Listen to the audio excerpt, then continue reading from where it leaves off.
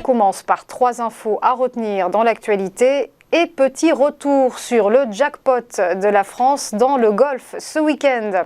Airbus, Veolia, Safran, Air Liquide, tels sont les noms des heureux gagnants à l'issue de la visite d'Emmanuel Macron dans la région. Le président qui a pu décrocher des contrats d'envergure aux Émirats Arabes Unis, au Qatar et en Arabie Saoudite. 80 Rafales, 26 hélicoptères, 149 moteurs d'avion ou encore un contrat de gestion des services d'eau potable. La moisson est alléchante pour une grosse partie des géants du CAC 40. Des accords de coopération ont également été noués. Veolia a par exemple signé un accord de partenariat stratégique avec le ministère saoudien de l'investissement et étendu ses liens avec le géant pétrolier saoudi Aramco.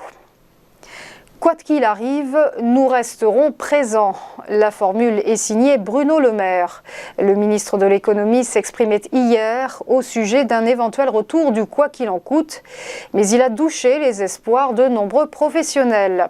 Nous sommes sortis du quoi qu'il en coûte, ce n'est pas pour y revenir, a lâché le locataire de Bercy. Bruno Le Maire, qui, on le rappelle, a mis fin en août à ces aides massives aux entreprises. Le ministre a toutefois reconnu que la flambée épidémique actuelle pesait sur un certain nombre de secteurs, comme l'événementiel et la restauration. Bercy assure garder le contact avec les professionnels de ces secteurs et vouloir faire du soutien sur mesure. Côté sanitaire, un conseil de défense doit se tenir ce lundi, ainsi que des annonces élyséennes dans la foulée. 42 000 nouveaux cas de contamination ont été enregistrés ces dernières 24 heures. Enfin, la coalition sur les rails en Allemagne.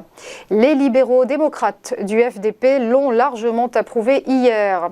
Dès mercredi, c'est donc un nouveau gouvernement que le pays va découvrir. L'accord conclu avec les sociodémocrates du SPD ainsi que les Verts ouvre la voie à une coalition inédite. L'avènement de cette alliance, dirigée par le social-démocrate Olaf Scholz, va mettre un terme à 16 années de pouvoir de la chancelière sortante Angela Merkel, 2 mois après les élections législatives et la débâcle historique pour les conservateurs de la CDU. Une nouvelle ère donc pour la République fédérale, au moment où le moral des entrepreneurs allemands chute pour le 5e mois d'affilée, dans un contexte de forte hausse des infections au Covid-19 et de pénuries persistantes. On passe au point bourse et petit rappel de la clôture des marchés financiers vendredi dernier.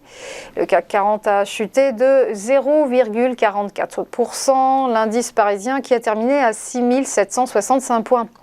À Francfort, le DAX a dévissé également, moins 0,61% à 15 169 points.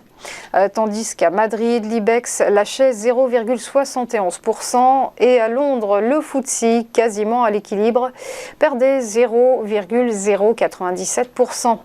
Du côté de Wall Street, fin de séance dans le rouge pour tout le monde. Le Dow Jones cédait 0,17%.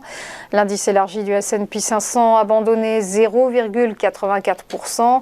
Quant au Nasdaq, il reculait de 1,92%. Enfin, un mot ce matin du Nikkei, l'indice de Tokyo qui fait grise mine, une chute de 0,36%. Voilà, restez avec nous, à tout de suite pour ChronoCAC et l'ouverture des cotations.